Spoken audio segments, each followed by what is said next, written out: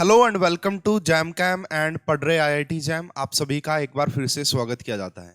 तो हम डिस्कस कर रहे थे केवीएस एलडीसीई का, यानी कि जो डिपार्टमेंटल एग्जाम हुआ था पीजीटी केमिस्ट्री का, उसका सॉल्यूशन डिस्कस कर रहे थे। पार्ट 1 जिसमें हमने पहले 20 क्वेश्चन डिस्कस किए थे। होप कि आपने वो देख लिए होंगे और सारे क्वेश्चन आपको समझ में आ गए होंगे। अब हम हमारा पार्ट नंबर 2 डिस्कस करेंगे, जिसमें हम नेक्स्ट 20 क्वेश्चन डिस्कस करेंगे। तो चलिए स्टार्ट करते हैं। तो अगर आप किसी भी पीजीटी एग्जाम या टेट एग्जाम की प्रिपरेशन करना चाहते हैं तो आप हमारी ऐप डाउनलोड कर सकते हैं। इसका नाम है पढ़ रहे आईआईटी जैम। ये कोर्स के सारे डिटेल्स हैं। ये 2 कॉन्टैक्ट नंबर यहाँ पे दिए गए हैं, आप इन पे कॉन्टैक्ट करके सारी जानकारी ले सकते हैं। तो चलिए भाई, बिल्कुल भी देरी नहीं करते हैं। सबसे पहला क्वेश्चन आइसोमेरिज्म से स्टीरियो केमिस्ट्री से पूछा गया है। The number of possible structural isomer of an alkyne with the molecular formula C5H8। भाई आपके पास पेंटाइन है, ये कह रहा है कि इससे कितने अल्काइन पॉसिबल है, इसके कितने आइसोमर पॉसिबल है। देखो सबसे पहले अगर हम बात करें 1 2 3 4 5, एक ट्रिपल बॉन्ड तो हम यहां पे लगा सकते हैं। पहली पॉसिबिलिटी तो ये होगी कि एक ट्रिपल बॉन्ड हमने यहां पे लगा दिया। दूसरी पॉसिबिलिटी 1 2 3 4 5, दूसरी पॉसिबिलिटी कि हम यहां पे ट्रिपल बॉन्ड लगा सकते हैं। तो दूसरी पॉसिबिलिटी ये हो गई, 2 पॉसिबिलिटी ये हो गई। तीसरी पॉसिबिलिटी की बात करेंगे तो वहां पे क्या आएगा 1 2 3 4। अब देखिए इन यहां पे कहीं पे भी ट्रिपल बॉन्ड नहीं लग सकता, बट यहां पे लग सकता है। तो पहली पॉसिबिलिटी ये हो गई, दूसरी ये हो गई। अब कहो सर यहां पे लगा तो इस पे, बात तो वही आ गई ना घूम फिर के। तो यहां पे कुल मिला के 3 अल्काइन पॉसिबल हैं इस मॉलिक्यूलर फार्मूला से, है ना। अगर कल को ऐसा भी पूछ लेता, देखो क्वेश्चन थोड़ा सा और मॉडिफाई कर सकता है। कैसे करेगा देखो, the number of possible structural isomer of an terminal alkyne, बताओ टर्मिनल अल्काइन कितने बनेंगे इस मॉलिक्यूलर फॉर्मूला से। टर्मिनल अल्काइन कितने बनेंगे इस मॉलिक्यूलर फॉर्मूला से, तब आंसर 2 ही आता। एक ये भी टर्मिनल अल्काइन है और ये भी टर्मिनल अल्काइन है। तो ध्यान रखना कि स्टेटमेंट क्या दे रहा है, उसके अकॉर्डिंग ही हमारा आंसर बनेगा। अगर नॉर्मल अल्काइन बोले 3 बनेगा, टर्मिनल अल्काइन 2 ही बनेंगे। तो इस क्वेश्चन का जो करेक्ट आंसर आएगा वो 3 आएगा भाई यहाँ पे 3, यानी कि यहाँ पे 3 स्ट्रक्चरल आइसोमर पॉसिबल है। तो इस क्वेश्चन का जो ऑप्शन नंबर 2 है और आंसर 3 आएगा। 3 आइसोमर पॉसिबल है यहाँ पे, आपको समझ में आ गया होगा। नेक्स्ट क्वेश्चन की बात करते हैं भाई, बहुत बढ़िया क्वेश्चन है ये भी। Which of these products stereo isomerism, किसके अंदर स्टीरियो आइसोमेरिज्म होगा। सबसे पहले रिएक्शन जो है ये, this is hydroboration oxidation. Alkene की रिएक्शन BH3 और H2O2 एंड पेरोक्साइड बेस की प्रेजेंस में करवाओगे, इस रिएक्शन का नाम होता है hydroboration oxidation. Hydroboration oxidation, H positive water addition होगा बेसिकली यहाँ पे, तो ये भी कार्बोकेटाइन से रिलेटेड है। HBr peroxide anti Markovnikov rule free radical mechanism से जाएगा। HBr हो गया सिंपल, तो कार्बोकेटाइन से जाएगा। तो आओ इन सभी के बनाते हैं, क्या क्या प्रोडक्ट बनेंगे। सबसे पहला हाइड्रोबोरेशन ऑक्सीडेशन में आप लाइक दैट मान के चलिए कि एंटी मार्कोनिकोव रूल टाइप की कहानी होती है। तो यहाँ पे ए का जो प्रोडक्ट बनेगा ना वो देखिए CH3 CH2, यहाँ पे भाई ये कार्बन, ये रहा CH3, यहां पे CH सिंगल बॉन्ड CH2OH, यानी कि जहां पे नंबर ऑफ हाइड्रोजन ज्यादा होते हैं यहां इस कार्बन के ऊपर OH अटैक करेगा, तो ये प्रोडक्ट बनेगा। इस प्रोडक्ट बनने के बाद आप देखिए ये वाला तो कायरल कार्बन हो गया, है ना, ये वाला तो कायरल होगा। इस ऊपर CH3, यहाँ पे इथाइल, यहाँ पे अल्कोहल लगा हुआ और नीचे हाइड्रोजन, तो ये तो कायरल हो गया। इसका मतलब ए ऑप्शन जो है वो स्टीरियो आइसोमेरिज्म शो करेगा। बी ऑप्शन की अगर आप बात करोगे, ये कार्बोकेटाइन मैकेनिज्म से जाएगा भाई। कार्बोकेटाइन मैकेनिज्म से कैसे जाएगा देखिए, सबसे पहले ये वाला बॉन्ड यहां अटैक करेगा, यहां पे कार्बोकेटाइन बनेगा और इसी के ऊपर OH आके अटैक करेगा। ठीक है, अगर मैं आपको प्रोडक्ट बना के दिखाऊं तो कुछ ऐसा बनेगा, CH3 CH2, यहां पे C, है ना, इसके ऊपर OH आ जाएगा एंड यहां पे CH3 आ जाएगा और ऊपर तो CH3 लगाई है। तो यहां पे देखिए इसके पास 2 CH3 हो गए, तो ये कोई कायरल नहीं है, कोई कायरल कार्बन इसके अंदर नहीं मिल रहा है, तो ये ऑप्टिकल इनएक्टिव रहेगा, ऑप्टिकल एक्टिव नहीं होगा। अगर हम बात करें ऑप्शन नंबर C की, तो यहां पे पेरोक्साइड वाली कहानी आ गई, एंटी मार्कोनिकोव रूल।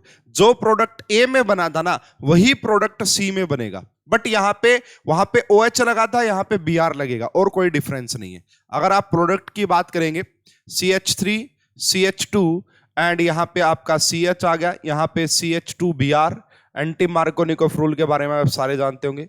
फिर से ये वाला कार्बन कायरल हो गया, इसका मतलब ये फिर से स्टीरियो आइसोमेरिज्म शो करेगा। तो ए भी शो करेगा, सी भी शो करेगा, क्या डी शो करेगा क्या? नहीं। डी में क्या कहानी होगी? डी में कहानी ये होगी जो कि बी में हुई है।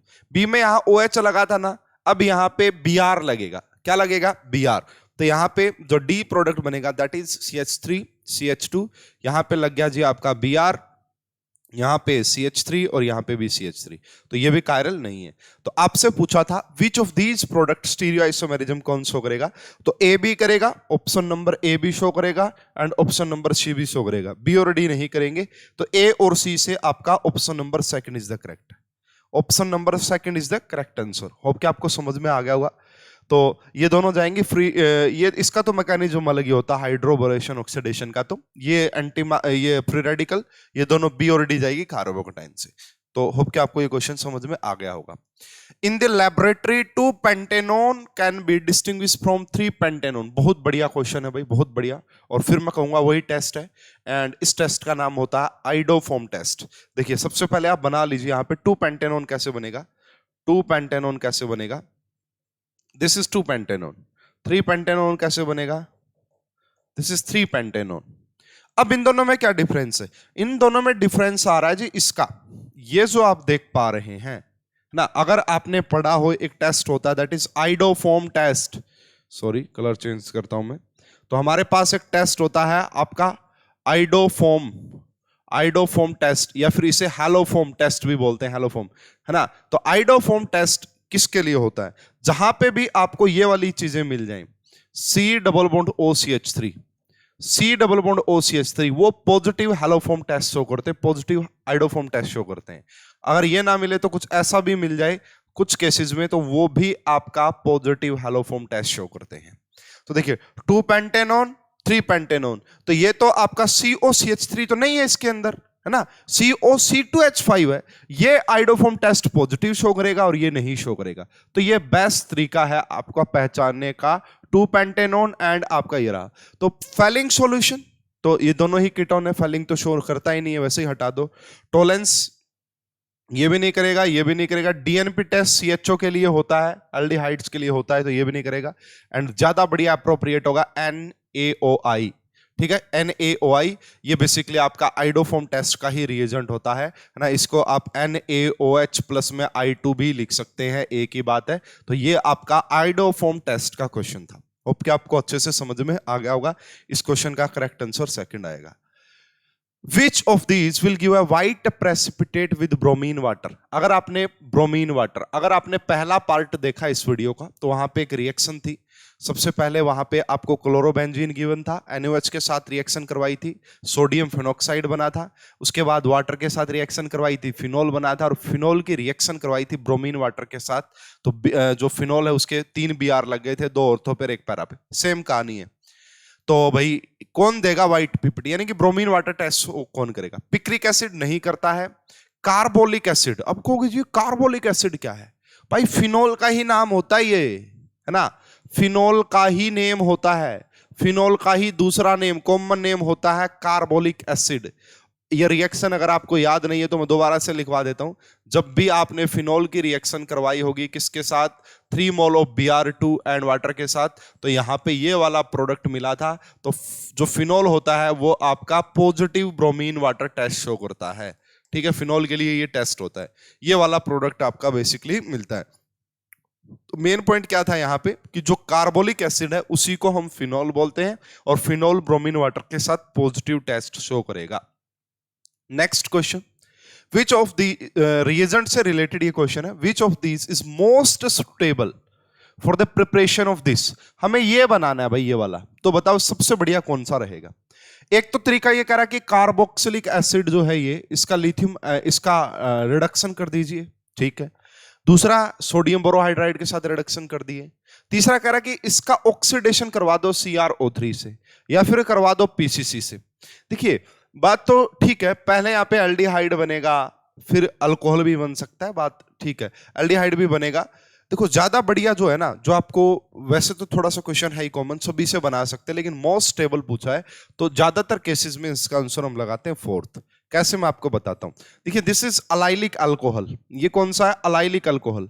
अगर आपको अलाइलिक अल्कोहल से बनाना हो, क्या अलाइलिक अल्कोहल से बनाना हो आपको एल्डिहाइड, तो उसके केस में हम पीसीसी रिएजेंट का यूज करते हैं, है ना। तो ये सबसे बेस्ट ऑप्शन इसका फोर्थ रहेगा, हालांकि पॉसिबिलिटी सभी के अंदर है, लेकिन बेस्ट ऑप्शन आपका फोर्थ रहेगा। नेक्स्ट क्वेश्चन है, विच of the following is not a method of preparation of benzene? किससे हम बेंजीन को नहीं बना सकते? फिनॉल की रिएक्शन जिंक डस्ट के साथ करवाओगे, पक्का बेंजीन मिल जाएगा भाई आपको, तो ये तो आंसर नहीं होगा।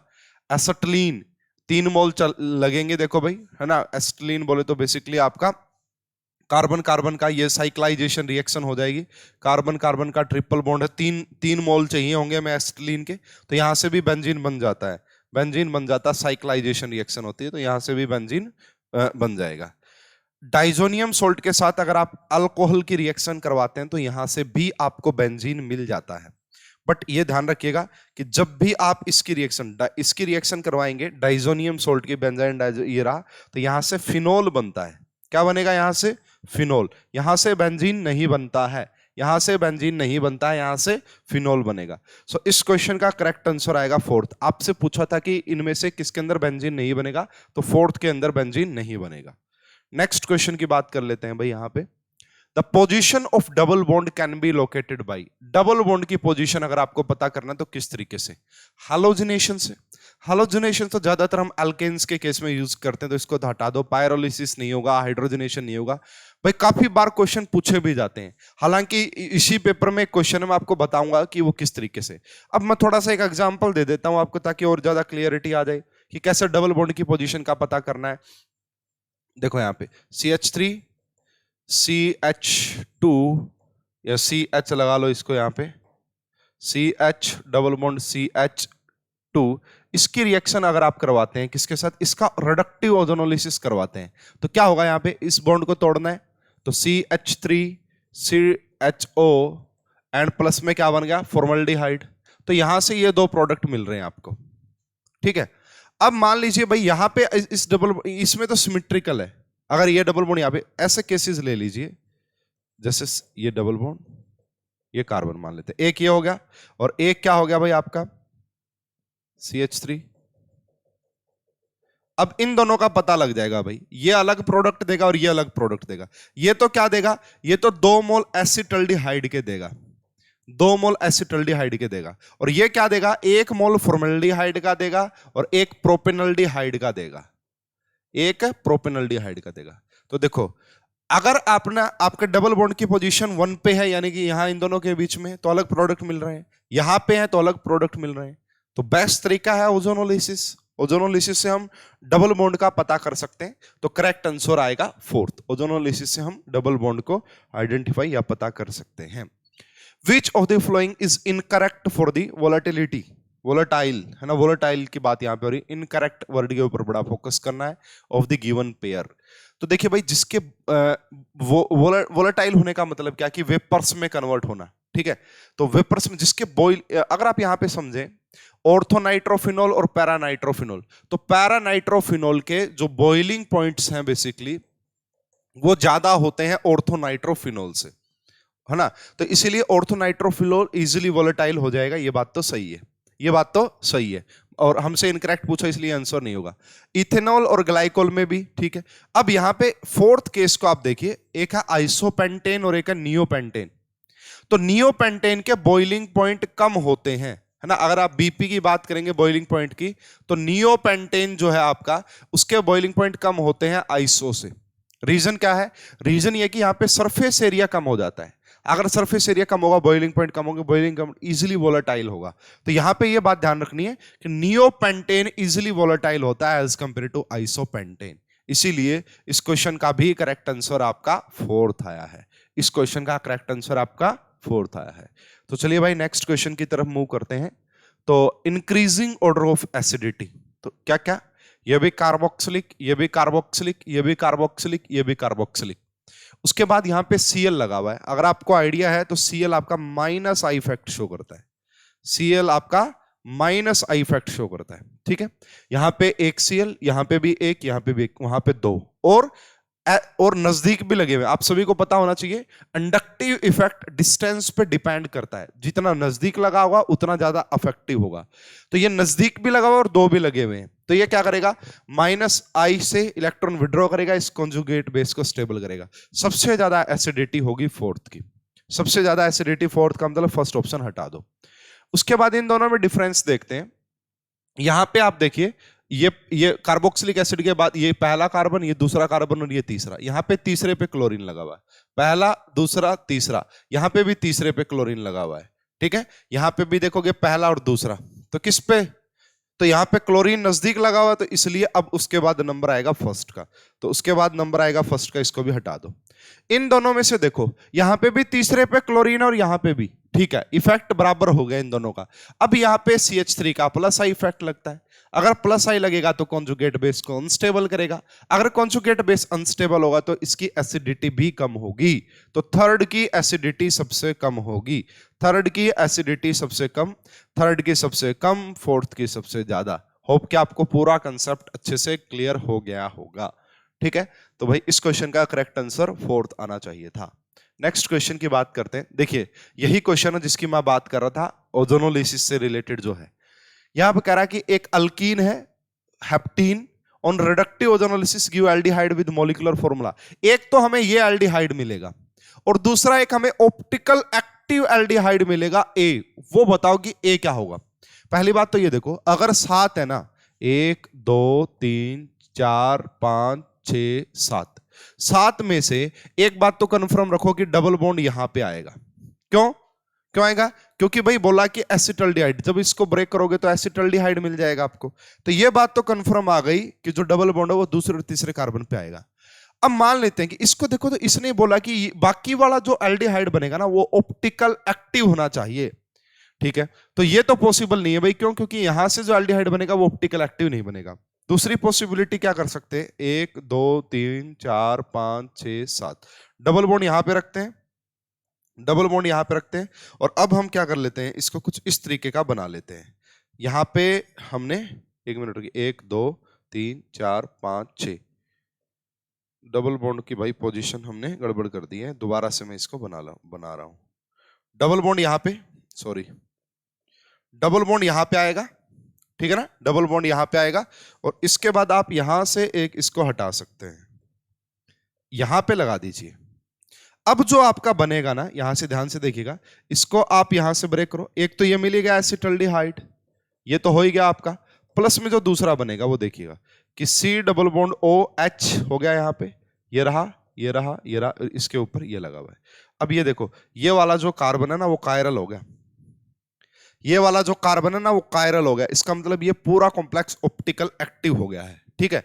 तो ये वाला देखो भाई आप, है ना, यहां पे इस ये जो दिख रहा है आपका, ये वो अल्कीन रहा होगा, तो इसका नाम क्या बनेगा, इसका नाम बनेगा भाई, यहां पे नंबरिंग यहां से करेंगे 1 2 3 4, 4 पे आ गया मिथाइल।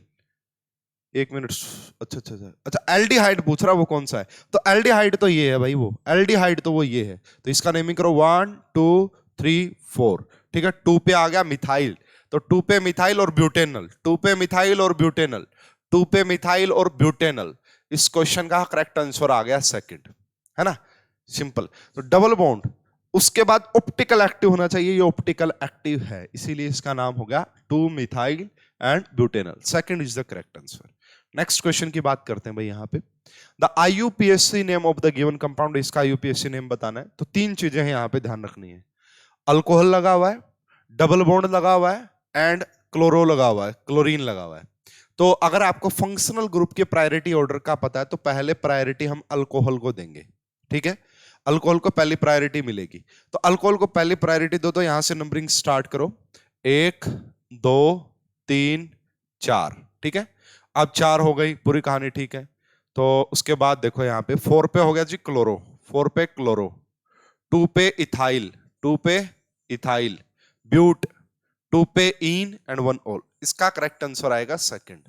अगर आपको यहां पे ये पता था कि भाई आपका फंक्शनल ग्रुप का प्रायोरिटी ऑर्डर क्या होता है, तो आप इस क्वेश्चन को इजीली क्रैक कर पाते हैं, निकाल पाते हैं। नेक्स्ट क्वेश्चन की बात कर लेते हैं भाई, यहां पे क्या बोला जा रहा है, बहुत बढ़िया क्वेश्चन है। In the reaction this, alkyne से एल्डिहाइड या कीटोन बनाना, अल्कीन से, ठीक है। तो बताइए कि एक्स क्या होगा। एक तो तरीका ओजोनोलिसिस, बट यहां पे इन्होंने बोला कि बेस और हीट गिवन है। ओजोनोलिसिस में आपको कुछ ऐसी कहानी मिलेगी, O3 लिखा मिलेगा, जैसे इस क्वेश्चन में तो दे नहीं रखा है, ठीक है, लेकिन O3 लिखा मिलेगा इस तरीके से हीट वगैरह करके। तो यहां ओजोनोलिसिस फंडा नहीं बनेगा भाई। कंसंट्रेटेड HNO3 ऐसा कुछ करता नहीं है, O2 भी ऐसा कुछ करता नहीं। KMnO4 के साथ बात बन जाएगी, KMnO4 के साथ बात बन जाएगी। अगर आप यहाँ पे KMnO4 एंड बेस के साथ इसकी रिएक्शन करवाते हैं तो पहले यहाँ पे डाइऑल बनेंगे, डाइऑल के बाद यहाँ पे आपका एल्डिहाइड या जो कीटोन है वो बन सकता है। तो ये बात सही है कि इस क्वेश्चन का करेक्ट आंसर थर्ड आएगा, KMnO4। ठीक है, नेक्स्ट क्वेश्चन की बात करते हैं हम। यहाँ पे देखिएगा भाई, which of the following reaction will yield 2,2-डाइब्रोमोप्रोपेन। 2,2-डाइब्रोमोप्रोपेन कैसे बनेगा ये आपको बताना है। यहाँ पे पहले से तो देखो प्रोपेन बन ही नहीं सकता, हटा दो इसको, तो प्रोपेन नहीं बन सकता। यहां से बन सकता है क्या? यस, यहां से बन सकता है। इस बॉन्ड को यहां पे ब्रेक करोगे तो यहां पे Br अटैक करेगा आके, तो वो 1,2-डाइब्रोमो हो गया। क्या हो गया वो 1,2-डाइब्रोमो हो गया, 2,2-ब्रोमो नहीं हुआ। इसको देखिए थर्ड कोर, यही हमारा आंसर भी होगा। सबसे पहले इस बॉन्ड को यहां पे ब्रेक कीजिए तो क्या आएगा, CH3C, यहां पे एक Br लग गया, डबल बॉन्ड CH2। उसके बाद आप फिर से इसकी रिएक्शन करवाइए, किसके साथ, HBr के साथ। ये बॉन्ड यहां ब्रेक करेगा, यहां पे आपका फिर से Br आएगा और यहां पे CH3 आ जाएगा, यहां पे CH3 आ जाएगा। तो क्या बनेगा फिर, ये बन गया आपका 2,2-डाइब्रोमोप्रोपेन। तो ये हुआ है थर्ड ऑप्शन की वजह से ऐसा पॉसिबल। तो third is the correct answer. Next question की बात यहां पे कर लेते हैं भाई। In the given compound the decreasing order of hyper conjugation effect. Hyper conjugation के लिए हम देखते हैं अल्फा हाइड्रोजन। तो अल्फा हाइड्रोजन देखो, ये आपका अल्कीन को फिक्स कर दिया, इसके पास 3 अल्फा हाइड्रोजन है, ठीक है। इसको आपने फिक्स किया अल्कीन को, तो इसके पास सिर्फ CH, एक अल्फा हाइड्रोजन है, ठीक है। इसको फिक्स किया, यहां पे 6 अल्फा हाइड्रोजन है, 6 अल्फा हाइड्रोजन। इसको फिक्स किया यहां से कार्बन कार्बन डबल बॉन्ड को, इसके पास 2 अल्फा हाइड्रोजन है। जितने ज्यादा अल्फा हाइड्रोजन होंगे उतना ज्यादा हाइपर कॉन्जुगेशन इफेक्ट होता है। तो सबसे ज्यादा किस में हो जाएगा, थर्ड में, क्योंकि इसके पास सबसे ज्यादा अल्फा हाइड्रोजन है। तो थर्ड को हटा दो इसको, तो यहां पे भी ये रहा। उसके बाद देखो, उसके बाद नंबर आएगा फर्स्ट का, उसके बाद नंबर आएगा फर्स्ट का, थर्ड के बाद नंबर आएगा फर्स्ट का। तो हमारा इस क्वेश्चन का करेक्ट आंसर क्या हो गया, फोर्थ। हमारा इस क्वेश्चन का करेक्ट आंसर क्या हो गया, फोर्थ। चलिए भाई नेक्स्ट क्वेश्चन की बात कर लेते हैं। यहां पे आपको एक हेलो अल्केन गिवन है, इसकी रिएक्शन अल्कोहलिक KOH के साथ करवाई है। तो दिस इज एलिमिनेशन रिएक्शन। ये कैसी रिएक्शन हो जाएगी, एलिमिनेशन रिएक्शन हो जाएगी। और एलिमिनेशन रिएक्शन हो गई तो सीधी सी बात है अल्कीन बनेगा। अल्कीन तो सारी इन दोनों को तो हटा ही दो। अगर एक्वस KOH होता, क्या होता, अगर एक्वस KOH होता तो फिर थर्ड ऑप्शन पॉसिबल था, एक्वस KOH होता तो, बट यहां पे एक्वस तो नहीं है ये रहा। अब भाई कौन सा स्टेबल प्रोडक्ट बनेगा, तो यहां पे जो मोर सब्स्टिट्यूटेड अल्कीन होती है उसी को हम प्रोडक्ट बनाते हैं, इसलिए यहां पे इस क्वेश्चन का करेक्ट आंसर आ जाएगा फर्स्ट। मैकेनिज्म तो आप देख ही सकते हैं भाई, E1 भी हो सकता है, E2 भी हो सकता है। बेसिकली ये सेकेंडरी है, सेकेंडरी अल्कोहल है, E1 से ही चले जाओ कोई दिक्कत नहीं है। कार्बोकटायन बनेगा, उसके बाद हाइड्रोजन निकाल देना, आ जाएगा। First is the correct answer, first is the correct answer. Next आगे बात करते हैं, विच of the following least reactive towards SN2 reaction. SN2 में हम क्या देखते हैं, क्लाउड भाई स्टेरिकली क्राउडनेस देखते हैं, जितनी ज्यादा होगी उतना कम रेट होगा। सारे देखो, ये भी प्राइमरी है, ये भी प्राइमरी है, ये भी प्राइमरी है, ये भी प्राइमरी है। अब क्या देखोगे, क्राउडनेस देखो, देखो इसके ऊपर न्यूक्लियोफाइल का अटैक बड़ा मुश्किल हो जाएगा पीछे से। क्यों, क्योंकि बहुत ज्यादा स्टेरिकली क्राउड है, तो क्राउडिंग इसके ऊपर ज्यादा, इसलिए ये लीस्ट रिएक्टिव होगा, इसलिए ये क्या हो जाएगा, लीस्ट रिएक्टिव। इस क्वेश्चन का करेक्ट आंसर आएगा second. Aryl halide are less reactive towards nucleophilic substitution reaction than alkyl halide. बिल्कुल सही बात है। ये कह रहा है कि एक तो मान लो आपके पास हो CH3Cl हो, और एक आपके पास कुछ ऐसा हो, ये वाला है ना ये।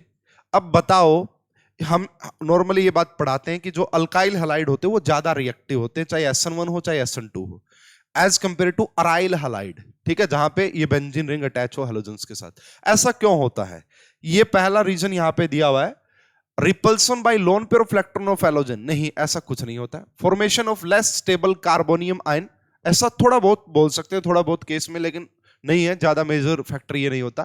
थर्ड वाला ज्यादा मेजर फैक्टर होता है। देखिए होता क्या ना, इस बेंजीन के पास लोन पेयर है, और ये इसके साथ कॉन्जुगेशन में रहेगा पूरी रिंग के साथ, तो ये सिंगल बॉन्ड नहीं होता, इसके अंदर पार्शियल डबल बॉन्ड कैरेक्टर आ जाता है। उसकी वजह से इस न्यूक्लियोफाइल का निकलना मुश्किल हो जाता है, ये इसका यहां से निकलना मुश्किल हो जाएगा, इसलिए ये लीस्ट रिएक्टिव होते हैं। तो partial double bond between the halogen and ring, ये इसका सही जवाब होगा, थर्ड इस क्वेश्चन का करेक्ट आंसर होगा। नेक्स्ट क्वेश्चन की बात करते हैं। The nitrogen of which of the following compound can be estimated by Kjeldahl method. तो ये ऐसा बताइए भाई क्यों? देखिए नाइट्रो के लिए नहीं काम करता है, अगर NO2 लगा हुआ तो वहां पे ये मेथड नाइट्रोजन को पता करने के लिए यूज करते हैं, बेसिकली लिखा भी हुआ है यहां पे, ठीक है। एजो, जहां पे भी एजो दिख जाए, एजो वो भी आपका क्या है, वो भी शो नहीं करेगा, यहां पे हटा दीजिए।